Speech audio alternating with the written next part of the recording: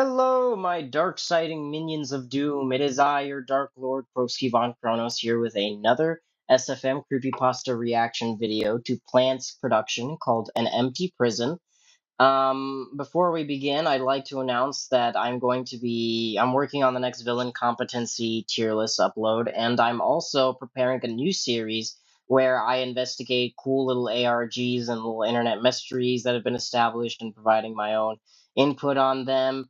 And I'm also thinking of starting a new series where I react to, well, it wouldn't be a new series, it would be part of this series, Reaction Chronicles, but it would be different types of videos where I'd react to things like, pop culture moments or sort of like crazy things going on in like the world of fiction, anime, movies, etc., etc. So if you guys want to see that, do let me know in the comments below. Make sure to like and subscribe, of course, as well, and hit that bell notification so you can always get new videos whenever they're released. And with that out of the way, I won't be distracting you guys any longer. Let's get right into The Empty Prison. Well, An Empty Prison. But you know what? I'm just going to call it The Empty Prison. Screw it. All right. And there we go. English subtitles. A single day added onto my sentence meant the difference between a normal jail and the unending nightmare of Pembina Prison. Pembina Prison. I was supposed to get 364 it's already a very days. Unfriendly name. That was the deal. But the judge didn't like my attitude. Whatever the hell that meant. Yeah, of course. He's a heavy and you're a scout. Of course he wouldn't like your attitude. So he made it 365. Boom. Damn. 1 year was the minimum for prison. I played My on this lawyer map made a before, stake and a smart. half, but it didn't do any good. It's a pretty good map. It's not his fault. In Yeah. fact, he's the one who's going to release this statement to the press.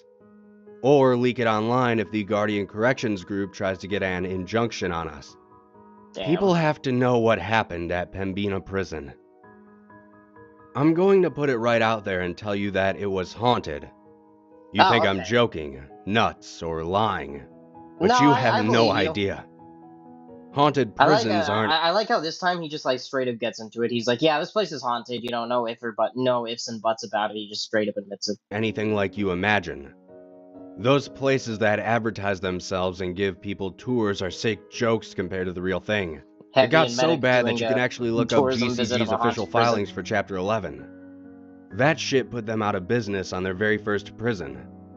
So you think you know Wix, but do you Oh really? my god. First up, Go we've got away, dude. No one likes you. My ad block is so bad, dude. I think I need to get And right there on the briefs, using an early statute of North Dakota law from Recommend me some ad 1857 to file an insurance claim, it says, site of Pembina Prison confirmed by Governor's Office and 2 notary publics witnessing in person, to be afflicted by the supernatural such that continued business is impossible.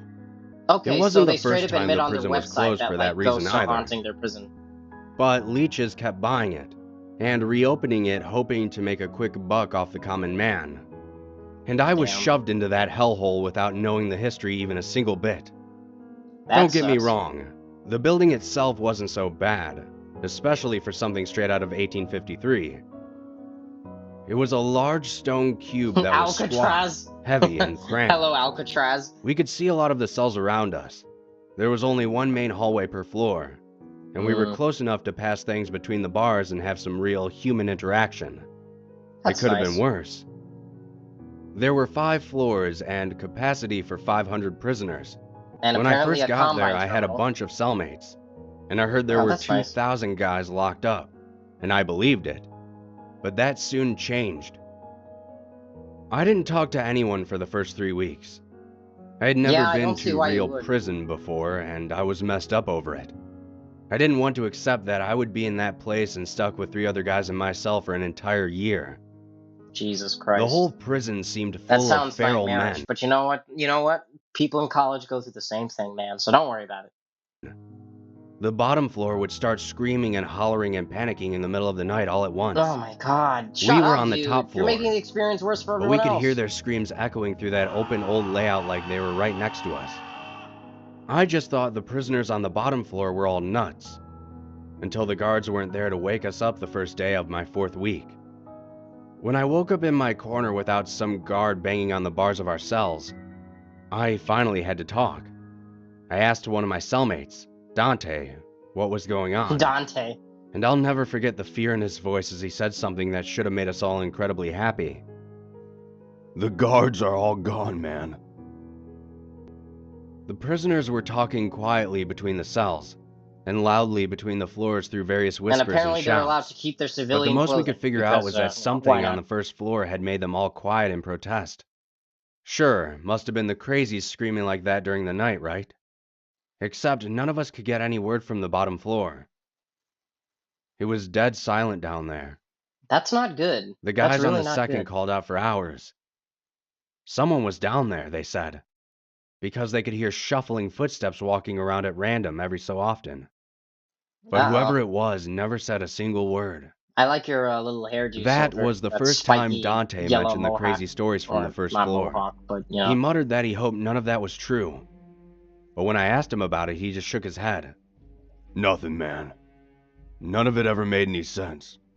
No, Dante, we were if you a have little worried as the day wore Dante, if you have information about what's going on, I'd like to know, like, quickly. on, and nobody came to let us out for breakfast.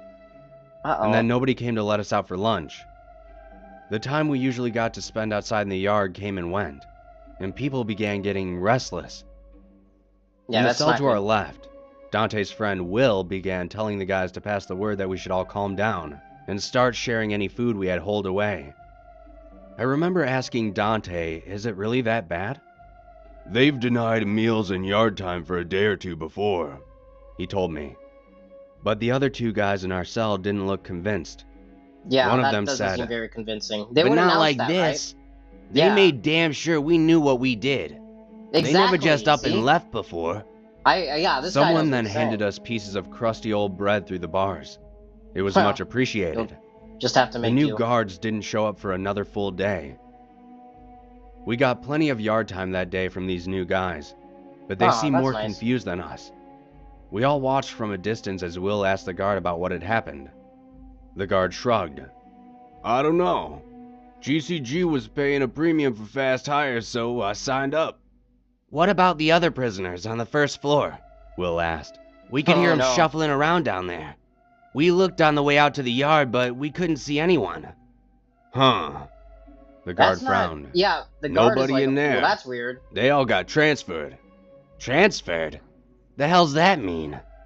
"It means DOCR took them back. Returned to state custody since the company couldn't handle them." That made sense. Okay. Yeah, that makes sense. If the floor had been full of nut jobs, then North Dakota's first local private prison company hardly had the experience to handle them. Of course, But yes. these new guys didn't even have the skills to handle us. There were half as many guards as before, and they didn't know the routines or who was the dangerous ones among us. As a result, they were distant, among us, scared, and forceful. All except one guy. Kellen. Thanks, Kellen. Kellen wasn't the first guard to treat us like human beings, but by then he was the only one around. He traded jokes while in the yard, never hit us, and looked us in the eyes when he talked. That's nice. He went and found some paperwork to confirm the crazies had actually been transferred, but it took 3 months to get that info out of GCG. By the time he told us... I really like the conspiracy type of, like, vibe that this creepypasta has. It's not just, like, there's a prison that's haunted, but there's also this, like, shady company that clearly knows more than what they're letting on, but it's not revealing, like, a leak of information to anyone. And they're not even, informing their guards about what's happening, and they're just keeping everything very secretive. I just really like the conspiracy plots, like, interweaved into this horror element. That really makes me, like, invested in this story even more. Let me know what you guys think in the comments, of course. As he had heard back, we had sort of forgotten the whole thing. Oh. 2 nights later, maybe 2 hours past lights out, the guys on the second floor began screaming. Oh, no. Dante leapt up and fell onto one of our cellmates by accident before shouting, "Shit, must be a fire." Other guys in our row began banging on the bars and shouting for the guards, but the uniforms charged past and headed downstairs without talking to us. Guards! Guards! Oh my god, not this fucking movie. I'm not gonna watch this movie and you will not make me. We could hear them shouting orders from down below, and then yelling in confusion. Guards! The prisoners' screams were clearer coming from the second, and it sounded like they were terrified of something in particular, and wanted help. The sounds of gates being slammed, and people running reached us after about 10 minutes of shouting. and then it was silent. Okay. We sat in the dark, waiting and listening until morning. When the new shift came in, they were surprised and confused, and Kellen came by to ask what had happened. We told him what we knew, but he had shown up and found open gates and an empty second floor. There was no indication what had happened, but he promised to check with corporate and figure out if the absent prisoners had all been rapidly transferred again. Dante gripped the bars and made sure Kellen was looking at him. "Please, find out who the hell is walking around down there at night." Kellen blinked at that. "I mean, I'm the day shift, so I don't know what I could do, but what do you mean?" "The prisoners are gone," Dante told him fiercely but quietly. "But the guys on the third floor said they still hear someone, maybe 2 or 3 someones, shuffling their feet every hour or so until morning." "I guess I could go look right now." Dante reached through the bars and grabbed his uniform, something which usually warranted a beating. "Listen, do not go down there by yourself. Stay in the stairwell unless someone's there with you." Kellen nodded fearfully. Wow, it looked like he finally understood how spooked we were. And guards are like he waved another guard off and Dante let go. But nothing more came of it for a whole season. The night shift had quit. Wow, and more guards got hired at an even higher pay. Kellen and another uniform scoped out the first 2 floors, but found nothing. Dante thought it was because they were looking during the day, but he wasn't about to ask our only friend to risk himself. Yeah, don't ask that. It was maybe 3 months later. Or something happens to him, you lose your best asset. I was halfway through my sentence, and I had taken up drawing, so I had a pen and paper. When we woke up in the middle of the night to everyone on the 3rd floor screaming in absolute panic. This time, we were less scared during the event itself. Will offered a guard racing past $500 from his commissary account if the man would come back and tell him what was going on. Dante listened intently, trying to hear individual screams coming from the 3rd floor over everyone else's shouting and confusion. I wrote down any words he thought he heard. What I wrote down: Jesus Christ, killing him, God, let us out, coming this way. We weren't as scared when it was happening because we had lived through it twice before, but this time, the long-term fear was much deeper. Now, we knew for sure that it was going to happen again, and any prisoners that had the means began lawyering up and doing everything they could to transfer to other prisons, even if it meant worse conditions. Yeah. The problem was, the North Dakota prison system was already overflowing, which was the whole reason GCG got started. What's going on in North Dakota? Is there a crime wave? Jesus. In the first place. So every guy that got out meant it was much harder for the rest of us. Both of our cellmates transferred, giving us more space, so that was nice. But it was small consolation.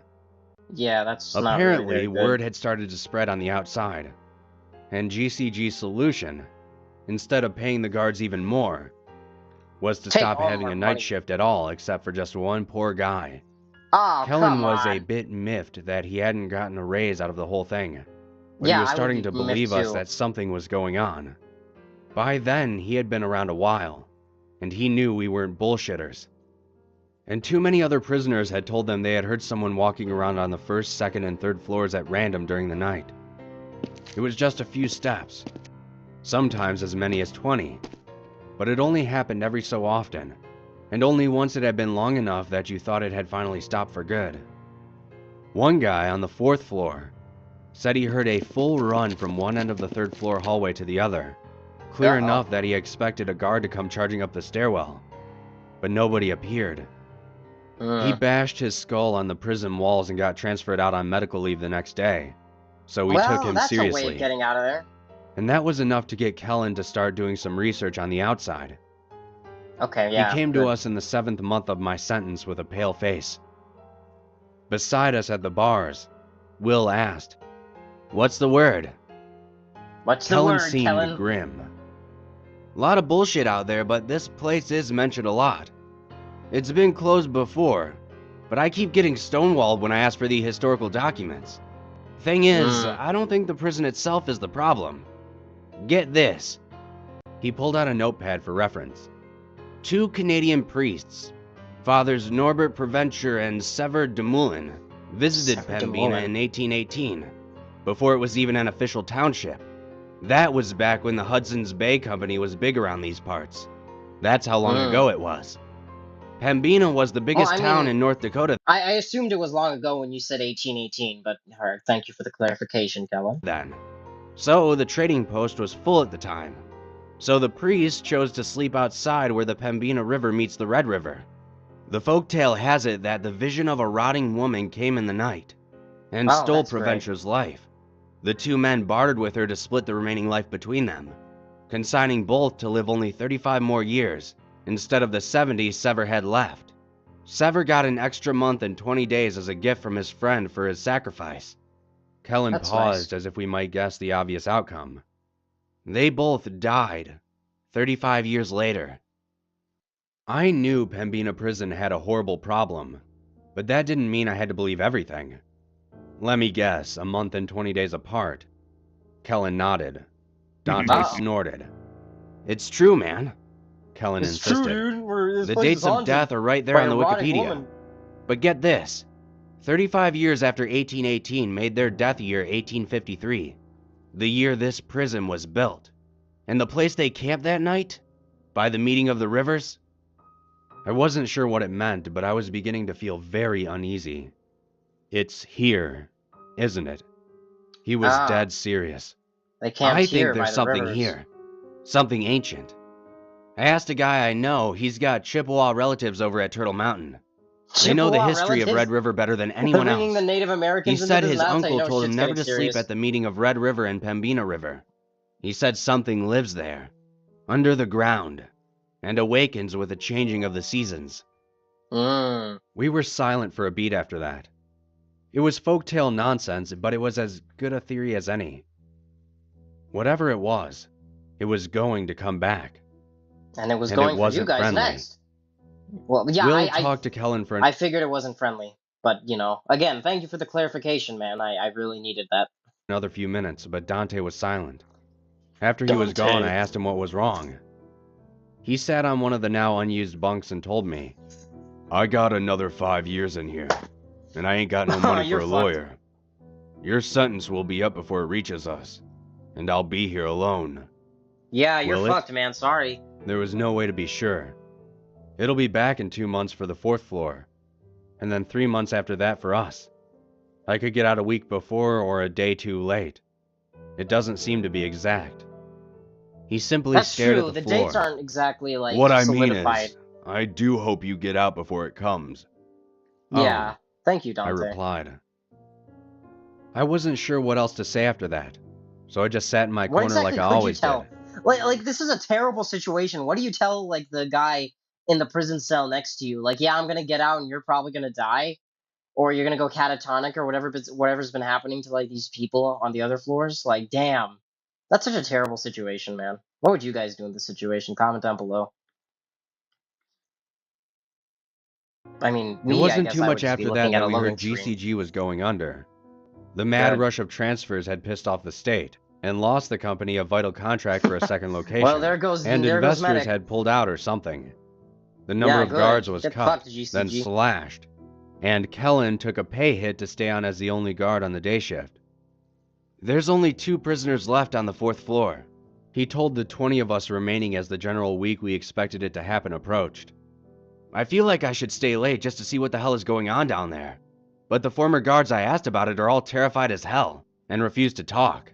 Some even got violent just because I asked. It's cool, Will told him. You got a kid at home. Don't be here for it. The 20 of us left on the 5th floor sat in our cells once night fell, praying and listening. Roku Ads Manager puts Roku's reach within your reach. That's great, Sign up at but I don't care about ads.roku.com. Roku. I care about this cool video I'm watching. Fentanyl wasn't invited, but yeah, it's and you know what? This advertisement wasn't invited either. Get off! On Monday night, nothing happened. The 2 guys down below occasionally shouted up to us that everything was clear. On Tuesday night, it must really suck to be one of those guys. The strain was growing, though, and we could sometimes hear them breathing rapidly down there. I could only imagine the adrenaline rushing through them every minute until dawn. Yeah, of course. On Wednesday night, terrible fate to be nothing like, happened. waiting for. Yet, something had changed in the air. The prison was much quieter now that 2,000 men had become 22, and I thought I could feel a subtle sort of heartbeat in the air, pounding against reality like it was a thin sheet of paper. Got completely, like, "It's demolished just your imagination," by the North Dakota state government. None of us were willing to speak any louder than that. On Thursday night, the heartbeat became a feeling of footsteps, approaching from a great distance. "Guys?" Will shouted from his side. "Guys? "You good down there?" "Still here," one responded from down below. "But I can feel it. It's at the door. It's knocking." "The hell's that supposed to mean?" Well, then don't open the door. But the voice from below did not respond. Friday night. That was the night it would happen. All day, the two guys on the 4th floor pulled and clanged at their bars, begging to be let out. Kellen was torn. After 2 hours of listening to that pleading, he came up with an idea, and transferred both of them up to our floor. Yeah, that's a good idea. If nobody's on 4, then we'll all be safe, right? Out loud, we agreed, but we were kidding ourselves. When the night guard showed up, he freaked, and took the 2 men back down. He said out loud what we were all thinking. "If nobody's on 4, then it'll just come right to 5 and get us all." What the hell was Kellen thinking? That's we had to listen to... That's true, though. I mean, it's a very sad utilitarian way of thinking, but, like, the guy is right. Like, if it just comes... If there's no one on 4, whatever this entity is will just come on 5, and a lot more people are gonna die. So, I mean, at that point, you gotta just think about, like, how many do you want to sacrifice? Hours of sobbing that evening. It was the hardest trial of my life. I wanted to call out to the night guard. I wanted to ask him to get those men out of there. But if I did, I knew whatever was coming would find all of us instead. Exactly. The moment it happened was like a cold hand on my shoulder. "What's going on down there?" Dante shouted. The man who is not sobbing called back. It's changing," Will demanded. "What's happening? Tell us." Yeah, "It's tell us red." how. Red? Red? It's red. What's red? That's Will really yelled helpful. insistently. "God damn it, what's red?" We stared down the hallway at the night guard, who stood listening in fear. The screaming began a few seconds later. This time, only 1 floor above, we could clearly hear every word. The sobbing prisoner shrieked. "There! It's there!" The man who had been communicating with us incoherently began raging with fear against his bars. Then, strangely, he stopped. The 20 of us clung to our bars, unable to help, unable to flee. Many of us cried, but we were otherwise silent, for to yell would be to drown out the last words of the men below.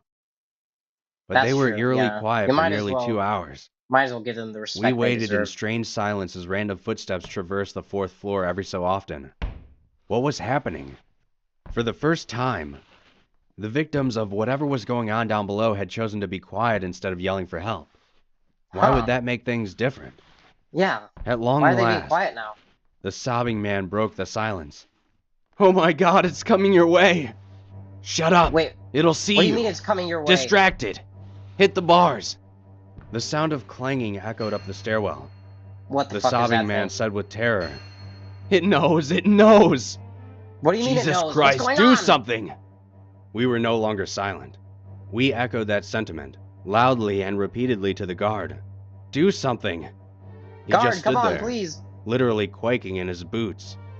Will shouted at him, "Snap out of it! The other guards and prisoners got away. You can too! Whatever it is, it won't follow you if you let them out and leave." Then I chimed in. "They're gonna die down there." Wait, do you know that... Dante threw his shoe and the impact finally snapped the man out of his terror. Wow, The thanks, guard Dante. ran to the stairwell and descended. The first thing we heard him say was a taken aback, "Mary, Mother of Christ." The sobbing man spoke again. "Over here! For God's sake, please let us out!" The other prisoner wasn't talking for some reason. We could hear his gasping terror, but that too went quiet. Then we heard a buzzer, and all the gates on 4 slammed loudly open. Get the fuck The sounds out of now. panting, running, and someone dragging something followed. The prison went silent. And Is it just over? like that, we were alone again. The thank formerly goodness. crowded prison now felt terrifyingly large and empty with only 20 of us and no guards. That night, the unmistakable sound of footsteps echoed from down below. I counted time as best I could. 40 minutes. Then someone took 3 steps out of a cell and into the hallway. An hour and 6 minutes. Someone ran 10 steps along the hallway and stopped abruptly. 28 minutes. The footsteps approached the stairwell, but then turned into a cell and went silent. Too many times was I told that I had to choose I am between getting sick being of an these advertisements. Alright, continue video. The thing was, whoever it was sounded barefoot, and the starting and stopping locations did not match. Where they ended was often nowhere near where they began. By the time dawn came, we were scared into motionless, terrified silence, and it took Kellen's arrival for us to begin stirring again. Well, at least with Kellen the GCG in bankruptcy court, we no longer had a night guard at all. If it came for us, there would be nobody to let us out of our cells like everyone else. We hardly talked, hardly ate. Each passing day was a grain of sand falling through an hourglass marking our executions. Our fellows began confessing to crimes they hadn't even committed just to get transferred to Supermax out of state. Please. The only option left. I bashed a woman's skull in with a rock. The other option. Oh, yes. One by one, the other option. Kellen escorted or dragged guys out of our floor. 20 became 15. Then 10. Then it was just me and Dante, with Will still in the cell to our left. The 3 of us and Kellen. 4 men awaiting doom. We sat playing card games. Me and became 15. Damn. Kellen escorted or dragged guys out of our floor. 20 became 15. Then 10. Then it was just me and Dante, with Will still in the cell to our left. The 3 of us and Kellen. 4 men awaiting doom. Yeah, we sat playing card games in the weeks leading up to it. It would be 1 full year for me in that place, but I could swear I had spent a lifetime in that cell. I couldn't think, couldn't remember life before, couldn't imagine surviving after. Every day I prayed for a transfer to come in. Just go day by day. But North Dakota had gotten sick of our shit, and the judges had stopped hearing cases from Pembina Prison. They didn't know there were only 3 of us left. Nobody knew. North Dakota. We contacted the media. We phoned the governor's office. We made a ruckus. Please. Help! That was probably worse than nobody knowing. Because it turned out, nobody cared. Damn. Also, there was nobody higher up at GCG following the situation. That's cruel, man. No one even cares about the fact that you're going to die. I mean, like, shit. That's terrible. And Kellen couldn't get anybody on the phone. Payroll, meaning just his paycheck, was being handled by a third-party disbursement company that couldn't answer any questions about ongoing proceedings. The week approached. On Monday night, nothing happened. We were like statues in our cells, alone, waiting for a sign of the executioner's approach. When dawn came, we sighed and began moving again. Dante asked, "You get out Friday?" Just at this point, just attempt to escape. If things went like the day before, I would be released the day of. As long as I left before sundown, I would be all right. Then leave on Tuesday night, nothing happened. 2 for 2. Just one more. Just one more day. Don't jinx yourself. I sat through that darkness until... No! The feeling of the prison had changed around us. A subtle heartbeat began to pulse against our faces and ears and eyes. It had come a day earlier in the week than last time. That morning, I wanted to surprise you guys. Will patted my arm as we both leaned out of the bars. "Sorry, man." Dante just shook his head angrily. I wasn't going to get out in time. Yeah, you're On Wednesday night, the heartbeat became the sound of footsteps approaching from some unfathomable distance. I think I stood at the bars of our cell that entire day, fingers wrapped around metal with force to match the tension in the air and in our minds. This couldn't happen. This wouldn't happen. My lawyer would walk in and tell me that he had gotten the judge's unfair addition of an extra day removed. One day. One goddamn day. Even if I had spent the whole year in this prison, one day still meant life or death. Let me out. Let me the hell out, for God's sake. Let me out, please, Mr. But Lawyer, nobody man. cared. And nobody would listen. Yeah, I'd like to tell you that Kellen stayed late that night. I'd like to tell you that when the entire floor began to glow red, the hallway, the cells, the stone itself, as whatever ungodly abomination in the earth, began to wake upon the changing of the season, as distant footsteps became a traveler at the door of our minds. I'd like to tell you that Kellen was there and hit the button and opened the gates to let us all out. Kellen, just open the fucking doors! I'd like to tell you that I didn't see anything, and that I'm not permanently a broken man. I didn't claw at the walls of my cell as it slowly approached, moving a few steps every 20 to 70 minutes. Jesus I'd like Christ, to tell you that all three of us were able to run away and escape that horror upon reality, with its rotting hands and blind eyes radiating crimson light as it searched for us at random. It's just like heavy, but black. But I can't give you a satisfying end to the story. Bad, guys. The disbursement company fired Kellen and changed the locks on the property. According to their paperwork, all the prisoners had been moved, and they thought he had been getting paid for guarding an empty prison. They left us in there for 11 days before the error was found, which meant 11 nights with that thing. For 11 days we starved. For 11 nights we sat absolutely still, not daring to move or breathe or even look left or right. It knew where we were generally. It stood right outside of our cells for hours, and sometimes walked right through the bars and grasped at the beds around us, daring us to make even the slightest motion. When you've spent 6 hours staring into the blind crimson eyes of a rotting demon, unable to blink your eyes for fear that it will hear the air your lashes move. When you've seen what it's seen, that's true. Yeah. The worlds it has walked reflected in hellish red. Will you understand? But no one cares. I'd like to tell you that I wasn't traumatized by the hell I went through being left to rot, and left to die as nothing more than a number on some corporation's books. But no one cares.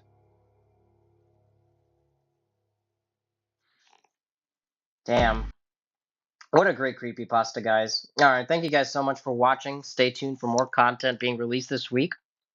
Your support means the world to me, guys. We're slowly growing the Crowski Empire, and every subscriber, every comment, every like, everything really helps, guys. So thank you all so much. We're at 73 subscribers. That's insane. And I'm really appreciative of all the work that you guys have put into spreading around this channel and making sure the word gets out. And I'm really appreciative to all the people that have subscribed and commented and generally just provided support, guys. I'm the best supervillain the internet's ever seen, but I can't do it alone. You guys are the bread and butter of everything I do. To please you guys, I make content so you guys can enjoy it, and I'm really glad you guys are having so much fun with the channel, and I intend to keep making content for the foreseeable future. So thank you all so much, Darksiders, and I'll see you on the next one. Peace.